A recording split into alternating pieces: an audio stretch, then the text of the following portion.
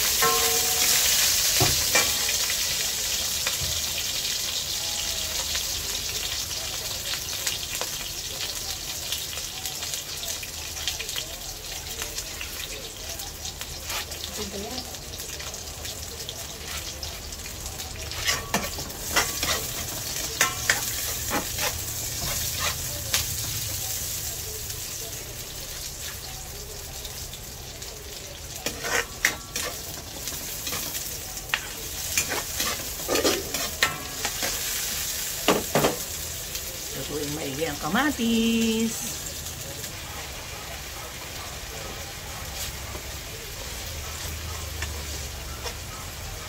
Ang durog-durog yan.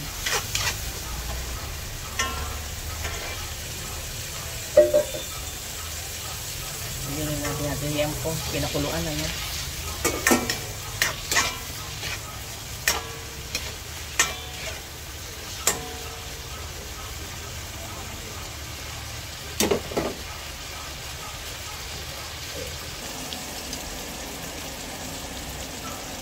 Lagyan na po natin mga gulay natin.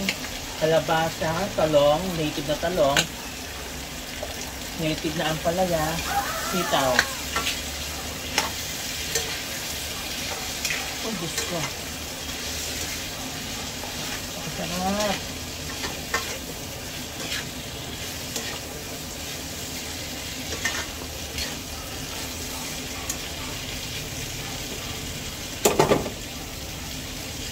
Pampalasa.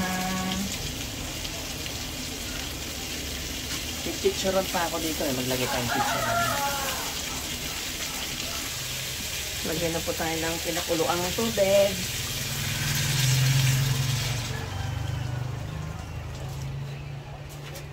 Simmer po yan. 10 minutes. Lagay po tayo ng bagoong isda, no? Para lalong sumarap yung ating pakbet. Okay.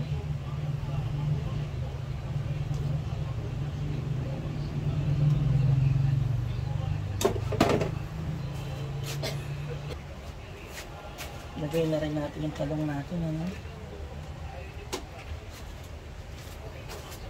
Ay, ayan. Luto na ang ating pakbet. Tikman na natin, no?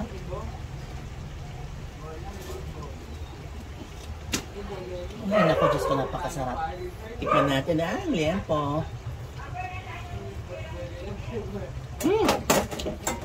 Diyos ko, sarap. Kaya tayo mga gigil, mga ka-BFF.